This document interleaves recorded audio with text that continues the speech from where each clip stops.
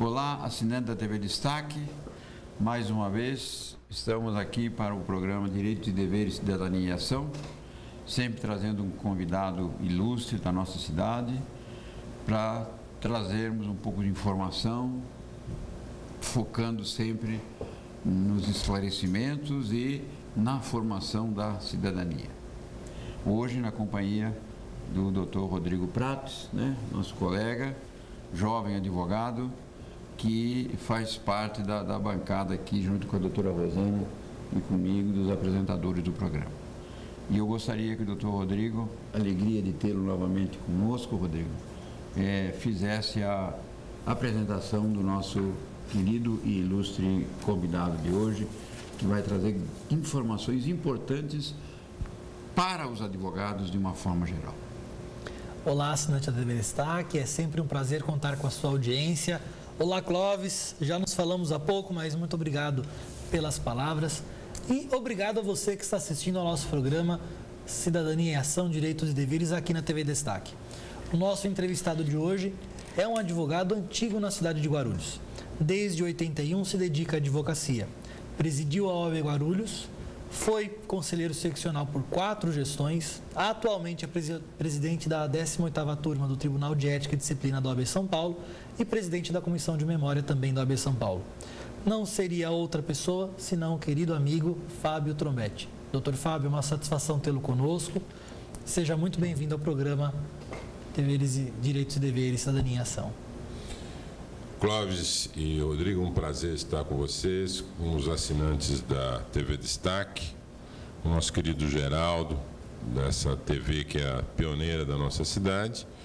E vamos conversar um pouco aqui sobre essa nossa atividade, essa atividade nova nossa, que é presidir a turma de ética e disciplina e o nosso novo código de ética profissional. Muito bem. Fico à sua disposição para a gente debater o assunto. Doutor Fábio, muita alegria nossa de tê-lo conosco. Você já é um convidado quase que permanente, E outras vezes será convidado com certeza. Só para o telespectador que não sabe o histórico desse programa, quem começou com o programa Direitos e Deveres, Cidadania e Ação, aliás, era Direitos e Deveres, Só Direitos e Deveres. Foi o doutor Fábio. Ele que apresentava. Eu, por exemplo, lembro de que em 3 oportunidades, ao longo de 2 ou 3 anos, fui entrevistado por ele naquela época. E o Fábio nós temos um relacionamento próximo desde os tempos de faculdade, fomos estudantes na FIG, colegas de turma, Tivemos o escritório juntos com o saudoso pai do Dr. Fábio Trombetti, e nós temos uma relação, desfizemos a sociedade, mas a amizade continuou sempre solidificada. Então, minha alegria por tê-lo aqui. Dr. Fábio, todos nós sabemos, os advogados particularmente, que temos aí aprovado pelo Conselho Federal da Ordem um novo Código de Ética, Ética e Disciplina. E, obviamente, que se é novo, traz alterações. Aliás, ele veio justamente porque era necessário para adequar o exercício da advocacia aos tempos atuais.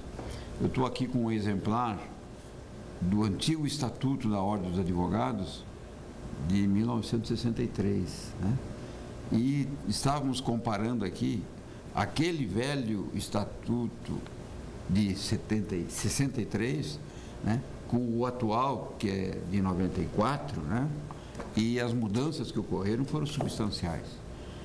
Então, num primeiro momento, quais são os normativos que disciplinam nossa atividade de advogado, para que o telespectador possa se localizar? Ótima pergunta, ótima colocação, porque nos dá a oportunidade de esclarecer exatamente como que se dá o exercício profissional. Primeiro, lembrando sempre que a atividade de advogado, da advocacia empreendida pelo advogado, é uma atividade, obviamente, regulamentada por lei, que tem status constitucional, inclusive pelo artigo 133, que é bastante cogitado sempre pelos colegas, da nossa profissão ser essencial, indispensável à realização da justiça. desde a Constituição de 88, que nós temos esta colocação, inclusive, constitucional. Em infraconstitucional, nós temos o Estatuto, que é a Lei de 4 de julho de 1994, a Lei 8.906. Temos o Regulamento Geral da Advocacia e da Ordem dos Advogados do Brasil, que não modifica o Estatuto, mas regulamenta diversas situações descritas no Estatuto, que é uma lei federal, né? E temos, finalmente, o Código de Ética e Disciplina, que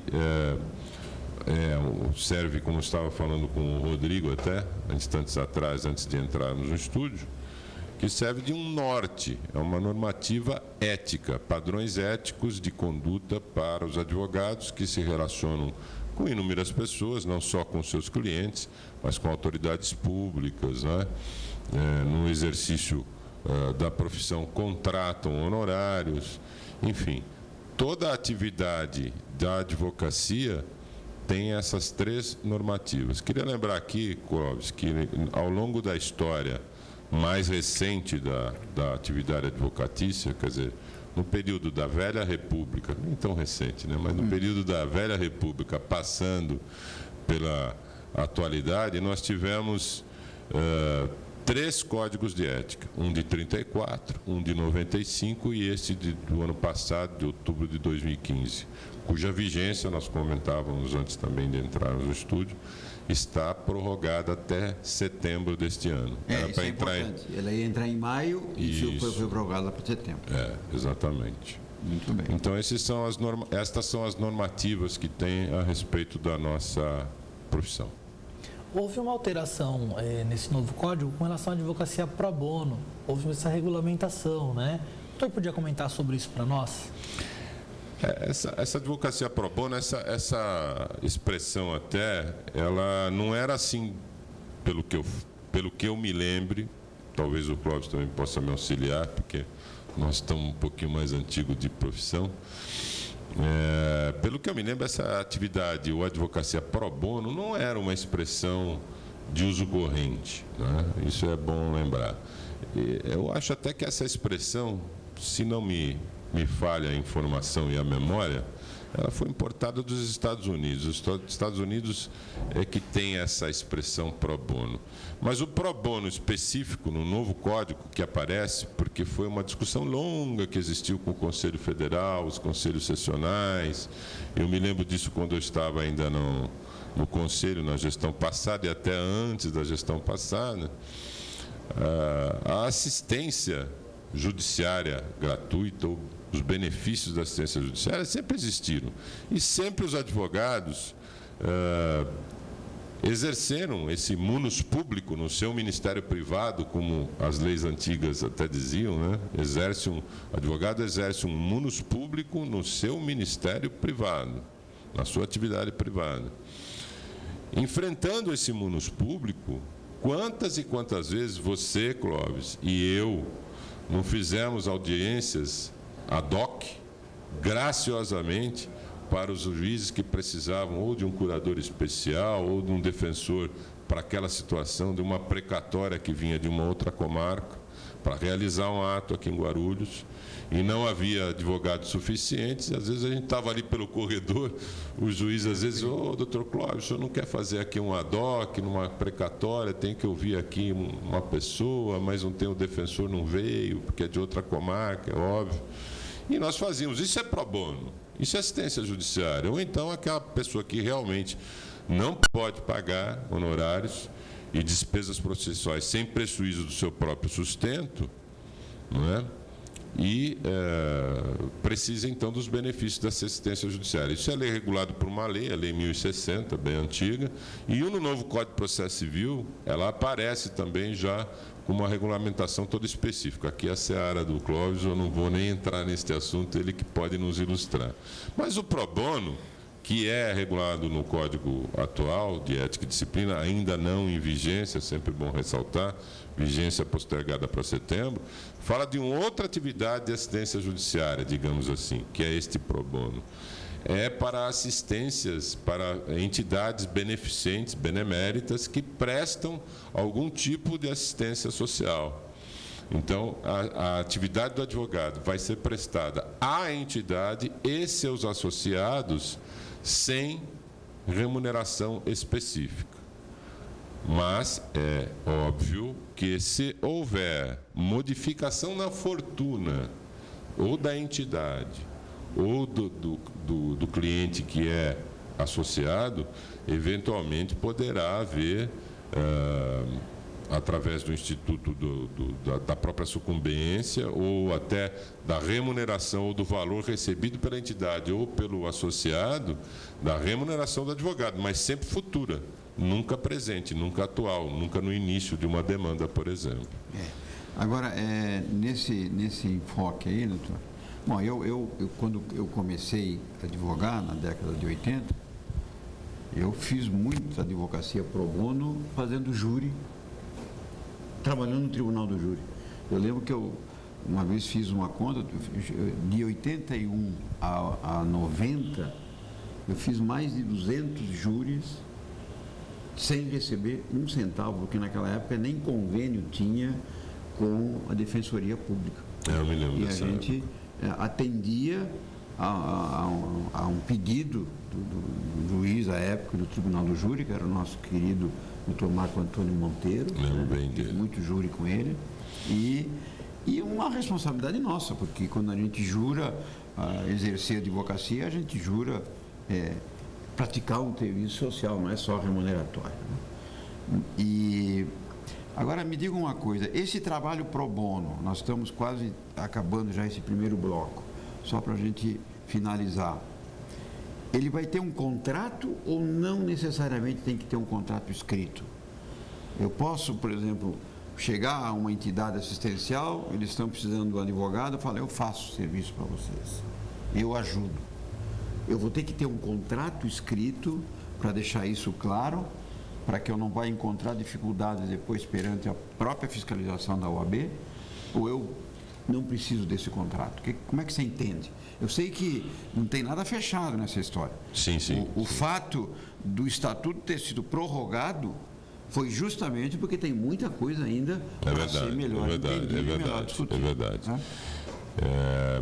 Eu entendo o seguinte, a norma geral, a recomendação geral que provém do próprio Código de Ética, e não é só deste que nós estamos falando, de 2015, o de 1995, de 34, e todas as... Porque o que a gente precisa entender é o seguinte, o Código de Ética, esse Código de Ética atual nosso, que vai passar a ter vigência em setembro, se tudo correr bem, ele é fruto de uma experiência, né? Qual a diferença entre ética e moral? A moral são os usos e costumes e eles vão variando. Compete à ética fazer esse exame, esse levantamento, essa reflexão sobre a moral. Então, a nossa ética é uma ética profissional, focada para a nossa profissão. E ela é uma lei do seu tempo. Lei não, mas uma normativa do seu tempo. Um ato normativo do seu tempo. Então, toda a experiência que a gente tem acumulada na questão ético-profissional, sempre traz a recomendação de que o advogado contrate honorários. Por que seria por escrito? Por que seria diferente no pro bono? Eu acho que até com muito mais ênfase, até pela questão que você... Eu coloquei já para justamente, me parece que o fato de se trabalhar a título gracioso, né? Não significa que a gente não tenha uma obrigação contratual. Sim, a obrigação é mesmo. Eu tenho a impressão que até a questão do pro bono ou a advocacia gratuita, benefícios da assistência judiciária, tal, é algo que a gente sempre poderá discutir futuramente. Muito bem. Rodrigo, primeiro bloco já era, né? Infelizmente, quando o entrevistado é bom, o tempo passa muito rápido. Voltamos daqui a pouco no segundo bloco, contamos com sua audiência. Até já.